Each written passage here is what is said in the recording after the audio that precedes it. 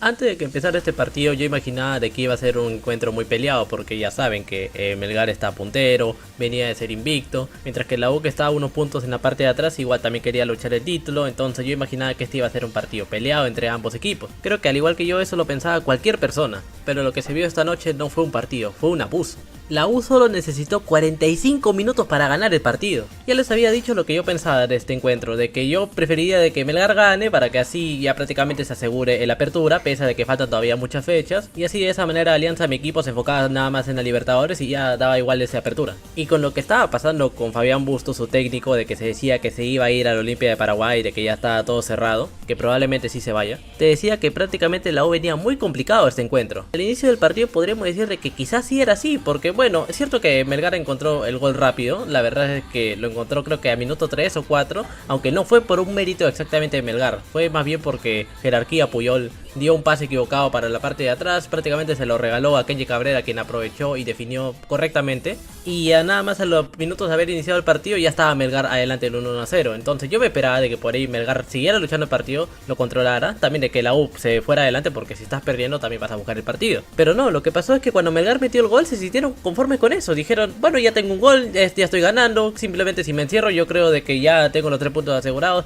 Yo creo que eso fue lo que pensaron, porque realmente en la primera parte, después de ese gol, fue la U quien tuvo más control del balón. O sea, si bien es cierto de que la U tuvo unos 45 minutos muy malos en la primera mitad, la verdad es que Melgar, aún así con esos malos minutos de la U, no fue dominador en la primera parte. Más bien, como les digo, fue la U quien controló más el juego y estuvo cerca del arco, aunque las oportunidades que tuvieron tampoco fueron así una jugada muy clara de peligro. Pero Melgar prácticamente les había seguido el balón. En las pocas jugadas en las que recuperaban así para contraatacar, no generaban nada más allá de eso. Perdían la pelota, no terminaban la jugada y al final nuevamente era el lado quien atacaba. Pese a esto, Melgar pudo aguantar el 1-0 durante la primera mitad porque, como les digo, en ese momento la U no merecía ganar el partido. Quizás empatarlo podría ser, pero tampoco eran tan peligrosos al momento de generar sus jugadas. Pero apenas se inició el segundo tiempo, la U le fue por encima a Melgar totalmente, le generó una, dos y me parece que la tercera fue el primer gol de la U. En un buen pase que le da a Carabalí a Alex Valera, finalmente puede definir y lo hace muy bien para poner el empate. Y esto, en lugar de que Melgar despierte y se dé cuenta de que no puede seguir encerrado en su área, más bien hace que se tire para atrás aún más. Cuando les hacen el gol, sacan el balón en el medio del campo y apenas lo hacen, se lo quitan y la U genera otro ataque con una posibilidad de gol también clara. Pero estuvo una oportunidad muy clara que parecía que iba a ser gol, pero al final terminó para afuera. Después vendría el segundo gol. Minutos antes del segundo, Bustos había hecho dos cambios. Sacó a Horacio Calcaterra por Jairo Concha y sacó a Jairo Vélez para que entre José Rivera. José Rivera, un jugadorazo. Orgullo blanqueazul. Nada, esa es mentira.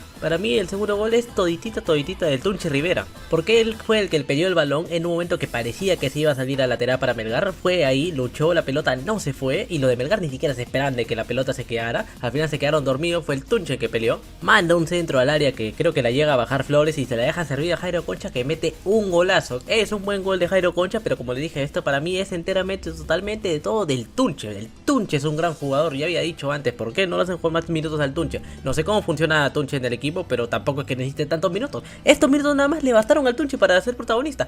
Y unos minutos después de haber sucedido ese segundo gol, el mismo Tunche Rivera, solito en una gran jugada, mete un remate directamente al arco de Cáceres y pone el 3-1. Un golazo del Tunche Rivera. En los pocos minutos que se había metido el Tunche al partido, ya se había convertido en figura. Están en ese momento hablando de Gol Perú. Me parece que Valera es la figura del partido, o puede ser también José Carabalí, que hizo una buena segunda mitad. Pero en los pocos minutos que entró el Tunche Rivera fue partícipe total del segundo gol y marcó un golazo en el tercero. Y le voy a ser totalmente sinceros, en ese momento ya dejé de prestarle tanta atención al partido, porque con ese golazo que marcó el Tunche Rivera, dije, Melgar ya no va a empatar este partido. Así, de esta forma en la que están jugando, con miedo, así de forma cobarde, es imposible que lleguen a meter dos goles o siquiera un gol. No lo van a hacer.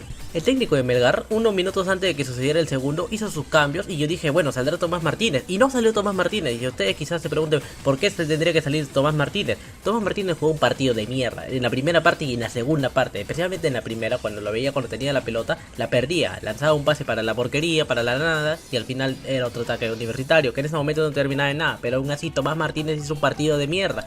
Y no fue sino hasta el minuto 71 donde recién tiene que salir Tomás Martínez para que entre el Chaca Arias. Un partido partido horroroso del DT de Melgar y también de casi todos los jugadores. Yo, al único que salvaría simplemente a Kenji Cabrera, es el único que yo vi que le metiera ganas. Melgar solamente tuvo una ocasión clara en la que quizás pudo haber marcado el descuento, pero fue una gran atajada de Brito, se metió una super atajada y ¡pah! Le cerró el gol. Y como le dije, poco después de que Universitario marcara el tercer gol, yo dejé de prestarle atención al partido. Ahora recién estoy viendo el cuarto, que sucede por una estupidez de Borracar, que la pifia enormemente y le deja la pelota servida al Tunchi Rivera, que entre dos jugadores de Melgar no le pueden cerrar la pelota, amaga y define de una gran manera. Me encanta como el Tunchi Rivera no necesita muchos minutos para ayudarte en el partido, él solamente necesita unas pocas jugadas para marcarte la diferencia. Incluso él solo te puede salvar el partido dándote un gol y salvándote por ahí un empate, o incluso en este partido él entró y participó en 3 goles, en 3 goles estuvo presente. Y nuevamente les digo, a la U solamente le bastó 45 minutos para ganar este partido. Si solamente hubiera explorando toda la primera mitad, a la U solamente le hubieran bastado los 45 minutos de la segunda mitad para ganar ese partido. En ese tiempo le metió 4 goles al Melgar, el Melgar que se supone está puntero en la liga actual, que estaba invicto antes de este partido.